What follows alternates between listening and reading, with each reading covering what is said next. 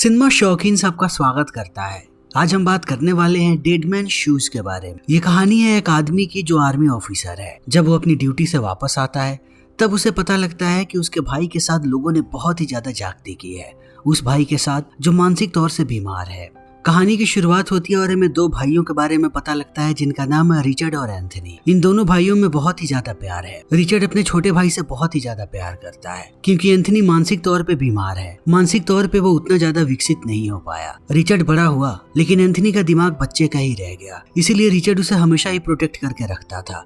लेकिन बड़े होने के बाद रिचर्ड भर्ती हो गया आर्मी में और अपने भाई को उसे पीछे छोड़ करके जाना पड़ा। अपने भाई को छोड़ के जाने के बाद कई सालों के बाद वो वापस आया बहुत ही ज्यादा गुस्से में, क्योंकि उसे पता लगा है कि शहर में कुछ ड्रग माफिया वाले रहते हैं जिनकी नजर उसके भाई पे पड़ गई थी। तब वो उसे पीटने लगे, उसे वो जबरदस्ती नशा करवाते थे और हर तरीके की गलत चीजों में उसे डालने लगे और इससे उसके भाई की दिन प्रतिदिन हालत और भी ज्यादा खराब होने लगी। अब रिचर्ड वापस आ चुका है अपने भाई को बचाने के लिए। वो आते ही एंथनी से मिलता है और कहता है कि अब तुम घबराओ मत, मैं आ चुका हूँ, अब तुम्हारा कोई बाल भी बाका नहीं कर सकता। ये दोनों एक छोटे से टूटे हुए घर के अंदर रह रहे हैं। अगले दिन ये दोनों निकल पड़ते हैं उन लोगों को ढूंढने के लिए। सबसे पहले ये लोग जाते हैं एक छोटे से क्लब में जहाँ पर बहुत सारे लोग बिलियर्ड्स खेल रहे हैं। रिचर्ड की नजर पड़ती है एक आदमी पे जिसका नाम है हार्डी। वो हार्डी को घूरने लगता है। हार्डी अपने खेल में लगा हुआ है लेकिन बार बार वो रिचर्ड को देख करके परेशान होता है। थोड़ी देर के बाद वो उससे कहता है कि तुम मुझे घूर क्यों रहे हो। तब रिचर्ड उसे धमकाता है। इस चीज को देखने के बाद हार्डी भाग जाता है, मगर उसे ये बात पता नहीं है कि अब रिचर्ड पीछा करने लगा है उसका। कुछ देर के बाद हार्डी पहुंचता है एक घर के अंदर और वहां से माल लेता है बेचने के लिए। पर जैसे ही वो बाहर आता है देखता है कि रिचर्ड बाहर ही खड़ा है। उसे देख करके अब उसकी हालत खराब होने लगती है। थोड़ी देर तक इनके बीच बहुत ही ज्यादा टेंशन बिल्ड होता है, लेकिन एक वक्त के बाद रिचर्ड हाथ बढ़ाता है और हार्डी को कहता है कि सॉरी, मुझे तुम्हारे ऊपर चिल्लाना नहीं चाहिए था। तुम्हारे जाने के बाद मुझे एहसास हुआ कि मैंने गलत किया है, इसीलिए मैं तुमसे माफी मांगना चाहता हूँ। लेकिन हार्डी की हालत बहुत खराब है। वो रिचर्ड के पास एक मिनट भी नहीं रुकना चाहता, उसे यहाँ से भागना है। हार्डी को यह बात भली भांति पता है कि रिचर्ड एंथनी का भाई है और एंथनी के साथ इन लोगों ने क्या किया है। यहाँ से निकल के भागते हुए आता है अपने वो टीम के बाकी लोगों के पास और उन्हें बताता है कि एंथनी का भाई आ गया है और जिस तरीके से वो मुझे देख रहा था मुझे ठीक नहीं लग रहा। वो आदमी कुछ भी कर सकता है। वो आदमी में हुआ करता था। रिचर्ड का नाम सुनते ही इन्हें याद आने लगता है कि इन लोगों ने एंथनी के साथ क्या किया था।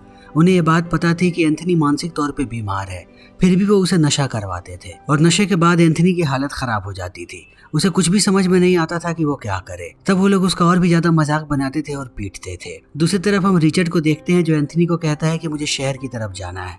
तब एंथनी डर जाता है और कहता है कि मैं शहर नहीं जाऊंगा, चाहे कुछ भी हो जाए। रिचर्ड उसे समझाता है लेकिन वो नहीं मानता।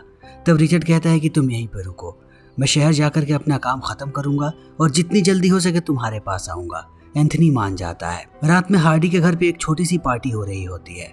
तभी उसकी नजर पड़ती है दरवाजे की तरफ। वो देखता है कि दरवाजे पर एक आदमी खड़ा है जिसने गैस मास्क पहन रखा है। तुरंत हार्डी समझ जाता है कि आदमी कोई और नहीं बल्कि रिचर्ड ही है। डर के मारे उसकी हालत खराब होने लगती है। वो अपने दो साथियों को इकट्ठा करता है और सबको कहता है कि बाहर चलो, रिचर्ड हमें मारने आया है।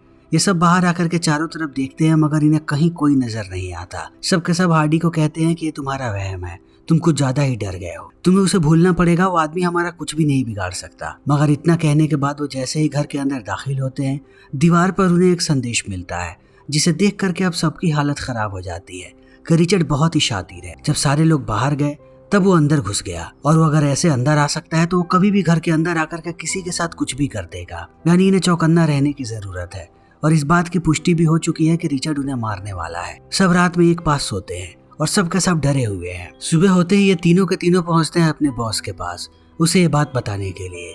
मगर जैसे ही इनका बॉस बाहर आता है वो लोग देखते हैं कि उसके चेहरे पर किसी ने जोकर वाला निशान बना दिया है। जब उसका बॉस आईने में इस चीज को देखता है तब उसकी भी हालत खराब हो जाती है कि रात में जब वो सोया हुआ था तब कोई उसके घर के अंदर आया और उसने उसके चेहरे पर निशान बना दिया। इससे उसकी हालत खराब होने लगती है और वो इनसे पूछता है कि आखिर ये सब क्या चल रहा है।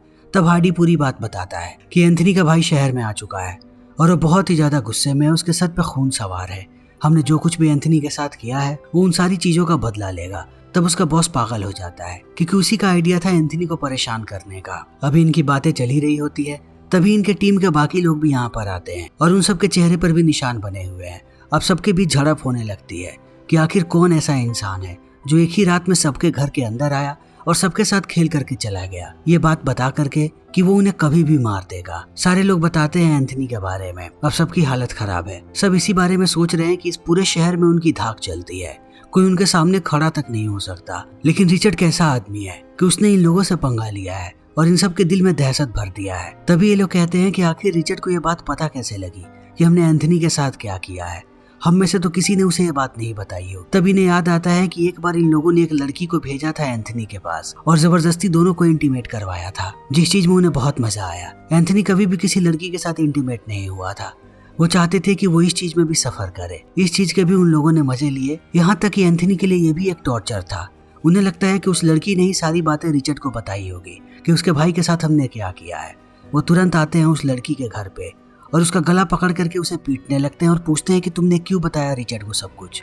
तब वो औरत कसम खाती है और कहती है कि मैंने किसी को कुछ भी नहीं बताया है। जो चीज तुम लोगों ने मुझसे करवाया है वो मैं किसी को बता भी नहीं सकती। एक वक्त के बाद उन्हें भी एहसास हो जाता है कि औरत सच बोल रही है।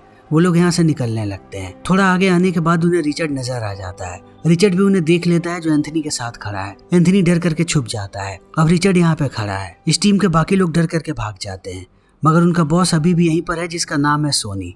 सोनी सीधा आता है रिचर्ड के पास और उसकी आंखों में आंखें डाल करके कहता है कि आखिर तुम्हारी प्रॉब्लम क्या है और तुम चाहते क्या हो। रिचर्ड कहता है कि अगर मैंने अपनी प्रॉब्लम तुम्हें बता दी तो अभी तुम्हारी पैंट गीली हो जाएगी और मैं जो चाहता हूँ वो तुम्हें कल रात में पता लग गया होगा। मैं तुम सबके घर में आया और तुम्हें जोकर बना के आ गया। मैं चाहता तो कल ही रात तुम लोगों का खेल खत्म कर देता, लेकिन पहले मैं तुम लोगों के अंदर दहशत भरना चाहता हूँ, फिर मैं तुम लोगों को मारूंगा।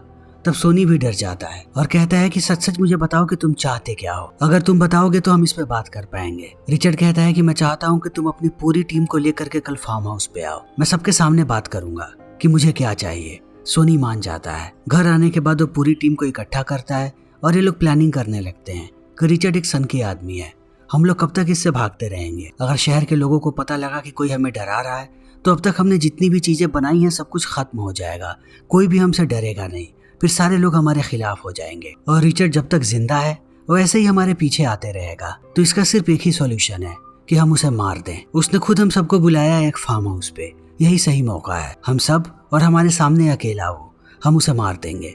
जैसे इनकी प्लानिंग होती है, इनका एक साथी जाता है वॉशरूम की तरफ और ये लोग अपनी प्लानिंग को कंटिन्यू करते हैं। कुछ देर के बाद इन्हें एहसास होता है कि इनका साथी अभी तक बाहर नहीं आया। तब ये लोग उसे देखने जाते हैं। अंदर का नजारा देखने के बाद ये आश्चर्यचकित रह जाते हैं क्योंकि इनके साथी को बड़ी बेरहमी से मारा गया है और बगल में लिखा है 1 डाउन, यानी कि ये खत्म हो गया। अब अगली बारी इन सब की है। अब पहली बार इन सब की हालत सच में खराब हुई है।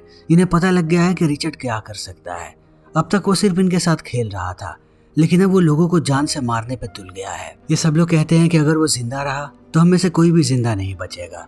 पूरी रात ये लोग एक जगह पर टिके रहते हैं। सुबह होते ही गाड़ी लेते हैं और सीधा जाने लगते हैं फार्म हाउस की तरफ। सोनी अपने साथ अपनी बंदूक भी लेकर के आया है ताकि दूर से रिचर्ड का काम तमाम कर दे। सब लोग गाड़ी में बैठे होते हैं। फार्म हाउस के पास पहुंचने के बाद वो लोग अपने एक साथी को कहते हैं कि तुम उसके पास जाओ और उसे घर से बाहर निकालो। निकलते ही मैं उसे गोली मार के उसका काम तमाम कर दूंगा। यह आदमी ऐसा ही करता है। घर के बाहर जाने के बाद वो जैसे ही आवाज देता है रिचर्ड चला आता है बाहर। तब सोनी उस पर निशाना लगाता है, पर जैसे ही वो ट्रिगर दबाता है वो गोली जाकर के सीधा लगती है उसके साथी को, ना कि रिचर्ड को। तब उसकी हालत और भी ज्यादा खराब हो जाती है।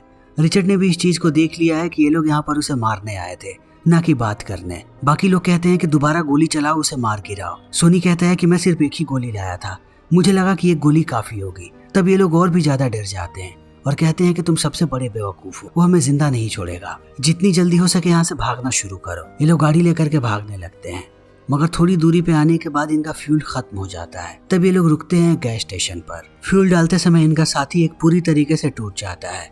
कहता है कि यहाँ के बाद हम कहाँ जाएंगे। तुम लोगों को भली भांति ये बात पता है कि वो हमारे घर का एड्रेस भी जानता है। एक बार पहले ही वो हमारे घर के अंदर घुस चुका है, अब वो हमें नहीं छोड़ेगा।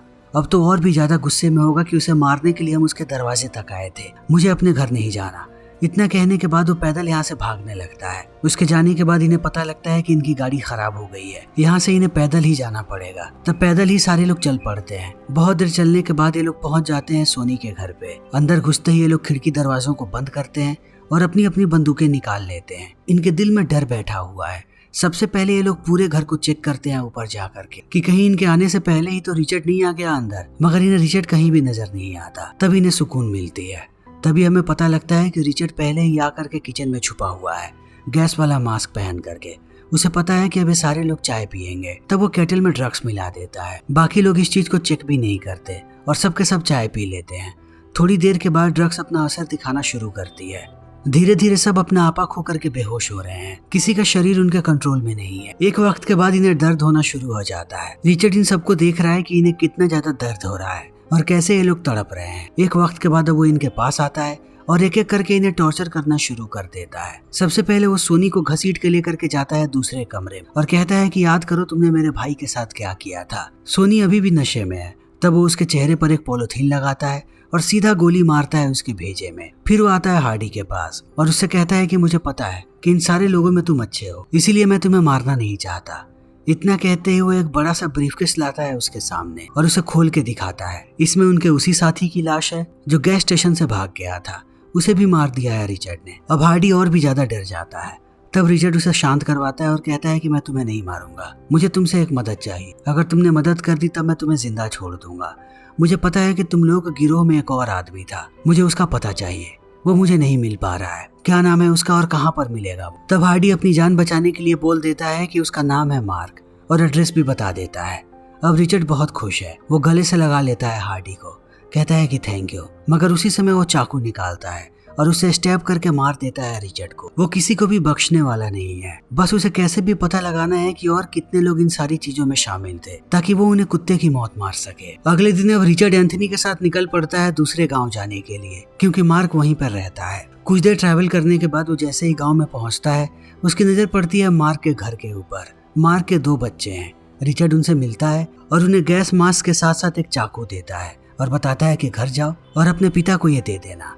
जैसे ही वो बच्चे घर पर जाते हैं, इन चीजों को देखने के बाद मार्क भड़क जाता है और कहता है कि ये तुम्हें किसने दिया। तब वो बताते हैं कि उस आदमी ने कहा कि अपने पिता को बताना कि एक सिपाही ने दिया है। तब मार्क और भड़क जाता है और कहता है कि बताओ वो आदमी कहाँ पे है। वो अपने बच्चों को गाड़ी में बैठाता है और लेकर के चला जाता है। रिचर्ड इसी चीज का इंतजार कर रहा था। उनके जाते ही दरवाजे पर आकर के वो डोरबेल बजाता है। तब मार्क की पत्नी बाहर आती है। रिचर्ड उससे मिलता है और कहता है कि मैं तुम्हारे पति से मिलने आया हूँ।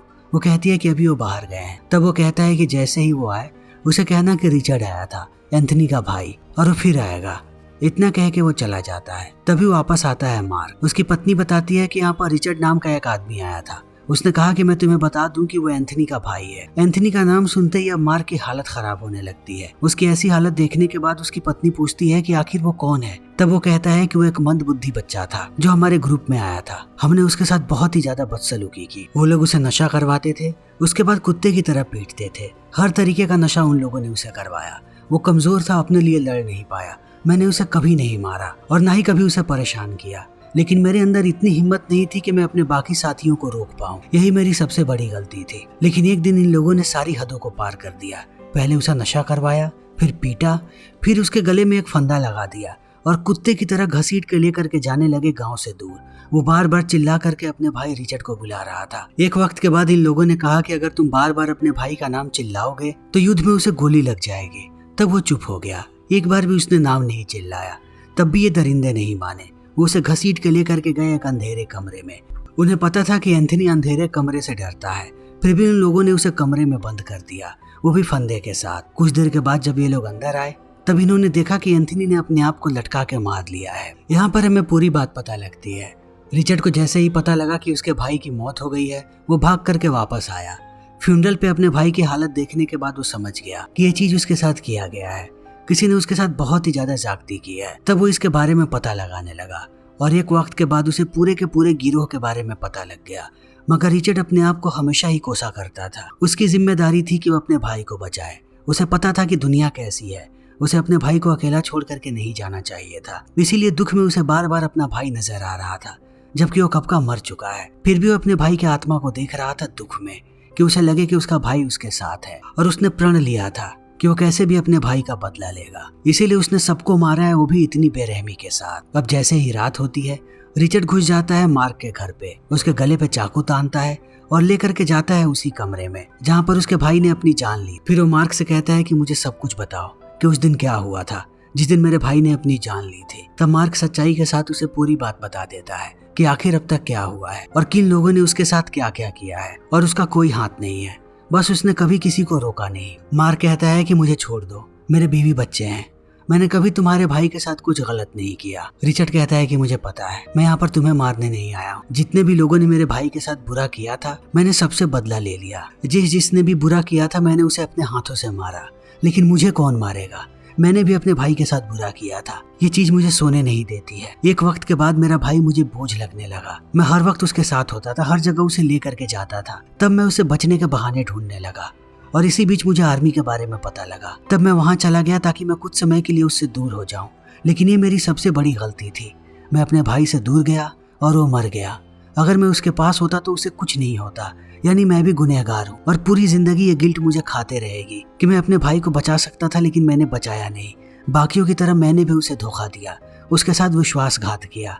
मैं ऐसे जीना नहीं चाहता, मुझे मार दो। मार्क कहता है कि मैं तुम्हें मार नहीं सकता। रिचर्ड कहता है कि तुम्हें मुझे मारना पड़ेगा। वो उसे डराने लगता है कि अगर तुमने मुझे नहीं मारा तो मैं तुम्हें मार दूंगा। तब अपनी जान बचाने के लिए उसे मार्क मार देता है। मरते समय वो कहता है कि मैं तुम्हें कभी मारने वाला नहीं था, जाओ अपने परिवार के पास। फिर इसी के साथ ये फिल्म यहीं पर खत्म हो जाती है।